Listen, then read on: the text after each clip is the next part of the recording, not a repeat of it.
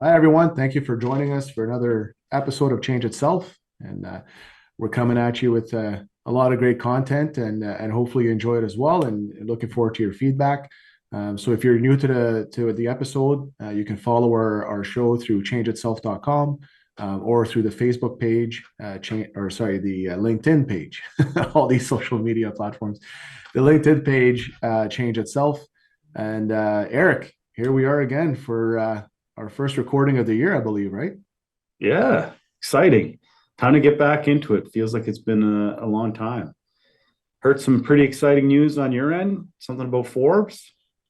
Yeah, it's been a wild ride. It's been a good start to the year. So we magically made a list somehow through some of the work that Forbes has been doing as far as evaluating startup companies across Canada. So they were able to curate the top 200 companies in Canada from their perspective based on the criteria. And we finished number 18 on that list. And when you filter it down to the technology sector, we're number four. So not too shabby. And it was Congrats. a nice surprise. Yeah, thanks, Eric. Congratulations. Thanks. Yeah. So just to get our audience up to speed here, Eric and I had decided a while back that, or just before the holidays, that we were going to change the format of our episodes a little bit for this year to bring more content that people have been asking for. So we've been getting a lot of great feedback from you, the viewers, and people in just in general. We're going to different shows or different events, and we're striking some really good conversations.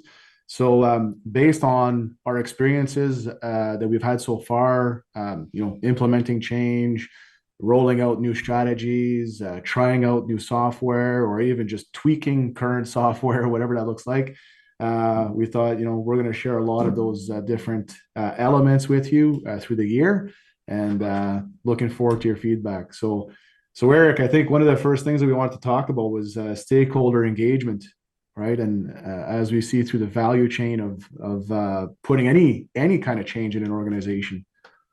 Yeah, um, fully agree. I think it's a great topic. So, like, what do we mean by that?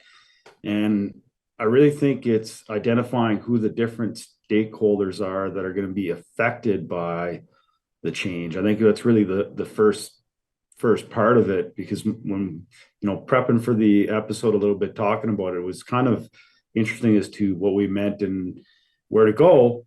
And for me, one thing that I always keep in mind and I keep checking myself in is, what is the value for the end user? And I'll use an example from creating a form, or I'm asked to create a form. I ask that person, what is the end user? What is the value to that end user? Like, what's the benefit to them? Because if it's not of benefit to them, it's going to add time, add, frustration.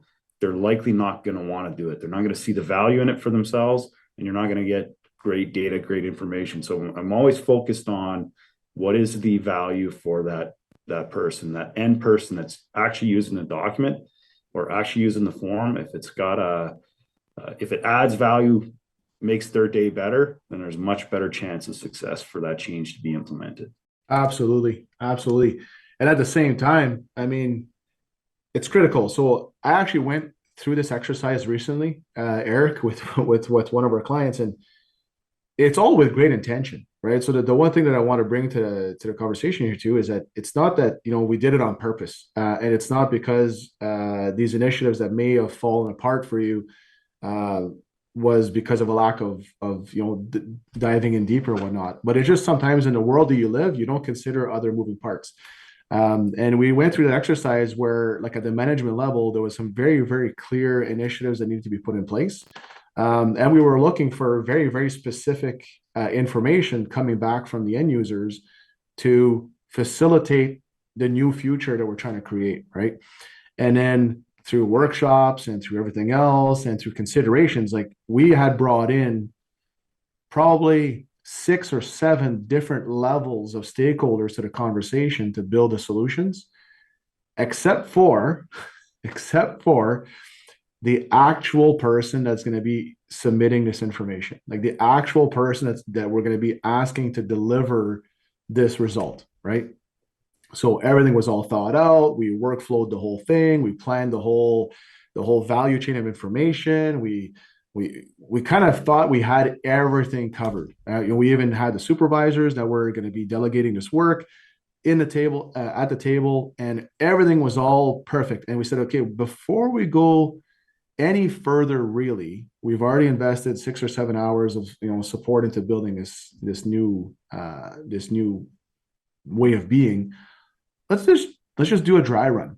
Let's just do a dry run with the person that's actually going to be filling this out or submitting this information or following through with this workflow, just to see if it's going to be all right.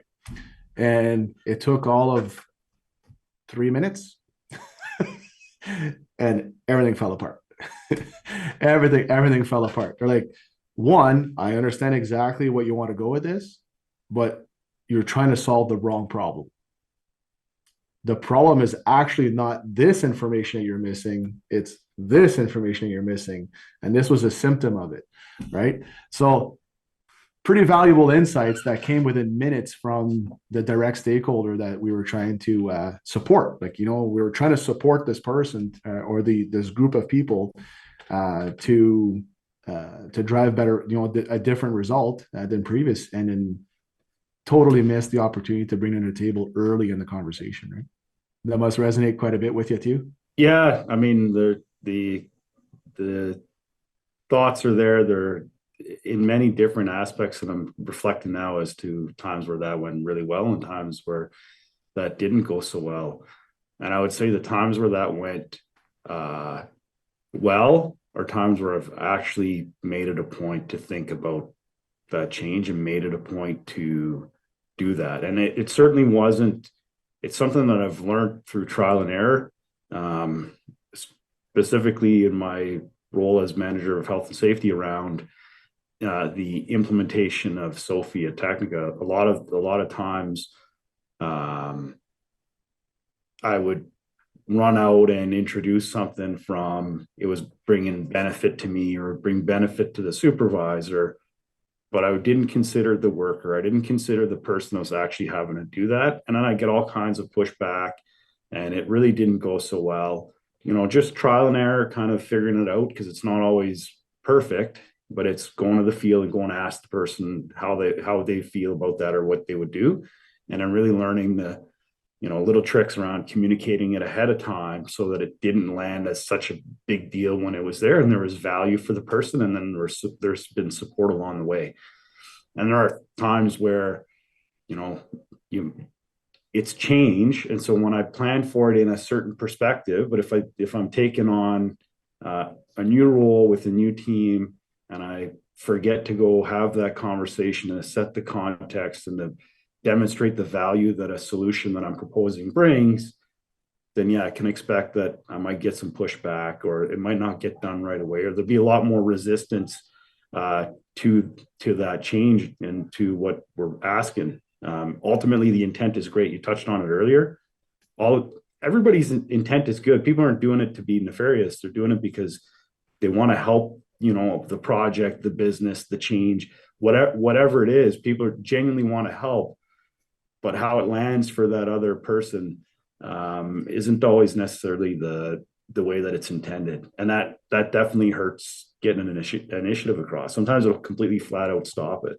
Yeah. And in the opposite perspective, sometimes we get so acute to that requirement of involving the end user or the person that's actually going to do the work that then we focused only on that, right? And then everything was perfect with the person that was going to do it. They were online. They were ready to go ahead with this. And then all of a sudden we present, hey, this is what this is what we're going to get from the field. This is what we're going to do. And we present it back up to, either the supervisor or above, right? And then it falls apart there. And you're like, well, what do you mean you're going to get these people? What do you mean this is how we're going to get information? And that's a different perspective, because it's all about challenging the comfort zone that they're in, right? So whether you're bringing a change to the person that's going to have to give you that work, or you're applying a change to the people that have to absorb the results of that work, you're disrupting the ecosystem in a certain context as to what they've been very, very comfortable and used to doing on a regular basis. And sometimes even though you've got the end user buy-in, the whole project stalls or stops because the receiver of that change downstream needs to have that process refined, right? Yeah, there's an impact on the various stakeholders wherever they are. And you touched on, you mentioned the word like the value chain kind of change earlier, and it's got to be win-win-win for everybody, because if it's not, if there's, if it's a loss anywhere along the way, or it's a win for one person and a lot of work for the other, it can almost guarantee that your initiative is going to falter and stall, and require a lot more time, effort, energy, and money to achieve. Oh yeah, it's the typical thing, right? Where sometimes you make somebody very, very happy because you've streamlined their entire process, and it's not because you've actually streamlined it, is that you just took the baggage of work and just put it on somebody else's desk, so to That's speak, pretty right? good, So no? so they're happy. Yeah.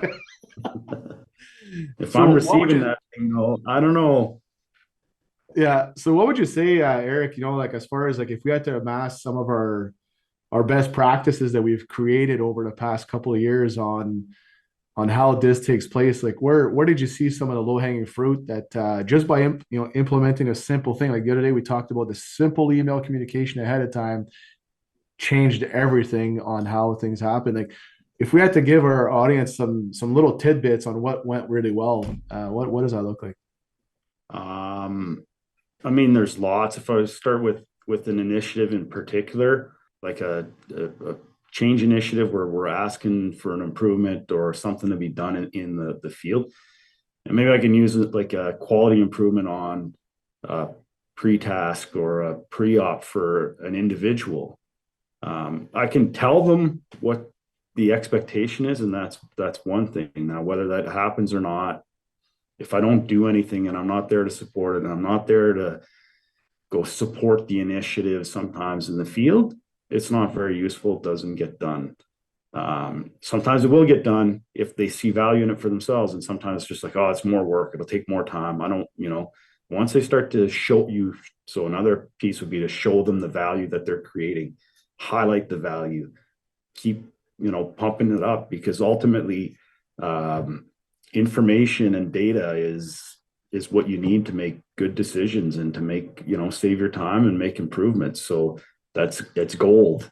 That's one thing. I think another big one is really to call the stakeholders in before you go implement it. So oftentimes something that will happen is there's a release coming from Sofvie, and I'm aware of the different updates and changes and improvements coming, or maybe it's a new module. It doesn't mean I'm necessarily going to turn the tap on and just let it go. We're going to plan that out, and we'll have an idea of how we want to do it. And it'll be a matter of bringing in the people that are going to be involved all the way along that value chain of change, and sit down. And we personally like to do a risk assessment. What are the pros? What are the cons? What do we need to be worried about?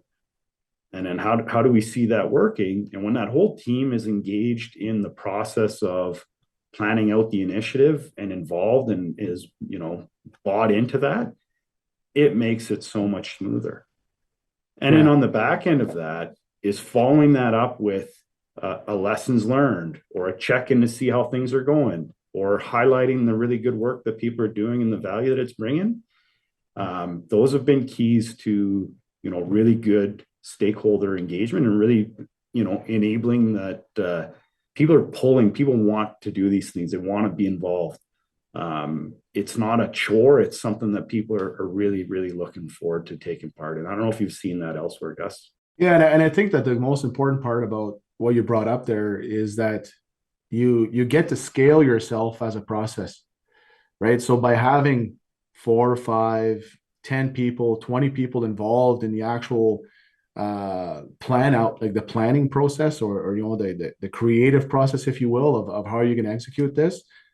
Well, now you've got 20 people that are aligned and 20 people that are going to spread the good word instead of you trying to do it by yourself, right? It gets to be an ordinary task sometimes, and a low what do you call that? Like just one of those things that, kind of drags you down because people don't see all of the effort that goes on in the back end.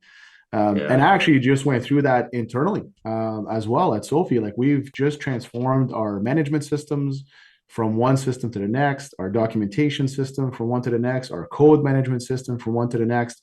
And even though we're all in the space, um, because the initial systems were installed by me primarily, and then we kind of dictated the way that we're going to do business. And as we onboarded personnel, like that was just the way it became, and then we all got comfortable to do that way.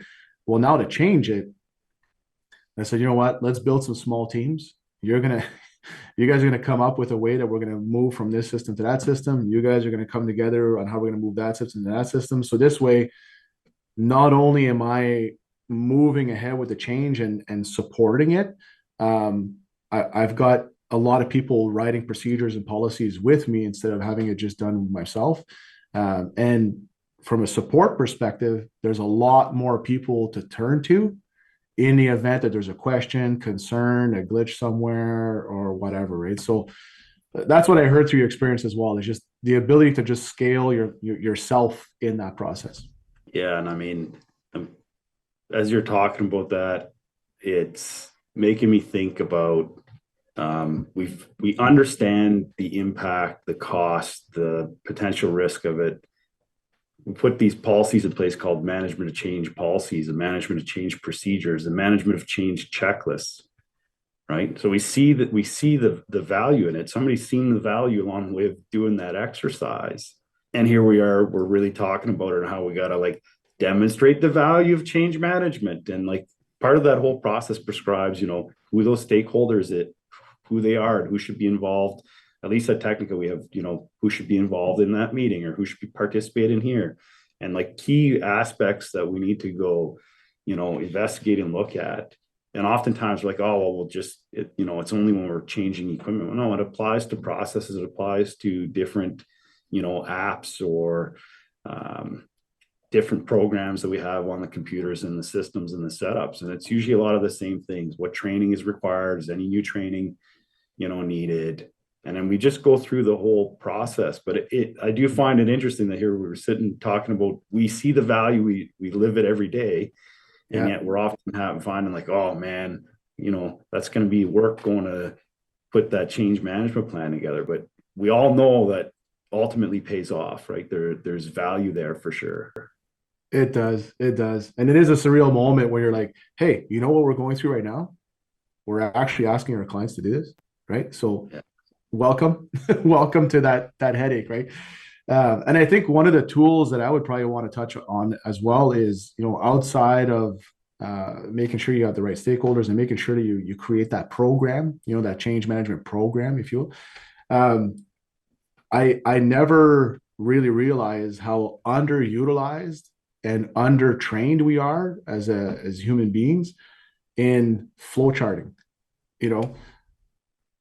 Taking the simple task of saying, I'm going to do this, and because I do that, this will happen, and then from there, it's going to go there, and then from there, like just through that creative process of mapping out all of your steps, because a lot of people are like, hey, I know all the steps. Write them down. It's like writer's block. As soon as you say, write down your steps, it's like they forgot all of the steps all together, right? So having that one tool that seems to be a pretty mundane task of just flow charting what that chain looks like really adds a lot of value to the process, because you can kind of stop your whole project just on that single exercise before even hitting the goal on anything, because of a whole point somewhere, right? So like even as something as simple as an indoor show policy, right? We're shifting to an indoor shoe policy. There's no technology involved here. However, wait, what if people don't show up and they don't have shoes? Or what if they show up and they don't have shoes? Oh, well, now we need to go get shoes. Oh, wait, now we need every size. So now you can't even flip on the policy until you have all of these things in place. And if you wouldn't have thought about that whole process end to end from a flowchart perspective, you would have turned that on and then you would have had potential injuries from sliding all over the place with your socks or not having socks at all, or all this stuff, right? So to your point, it's not just a technology thing, it's an everything thing. Right on. So based on that, Eric, any closing remarks on stakeholder management? Because I think we've shed the No, light on I a couple mean, of things. I think it is something that is very important. I think to all the project management training through the PMI or the PMP, you think about some of our ISO processes that we've subscribed to for quality control, quality management. Change management tends to be one of the biggest components. Why? Because there's value in anticipating and taking advantage of or preparing against some of the bad things. So great episode, Gus. Thanks for bringing up that topic, and hope others got value out of it. For sure. And if anybody out there has seen different things or have comments or just want to chime in on what we shared, because I'm sure there's a lot of different experiences out there, please go ahead and put your details in the comments or just send us a direct message, and we'd love to hear from you. So yeah, so until next time, thank you for following.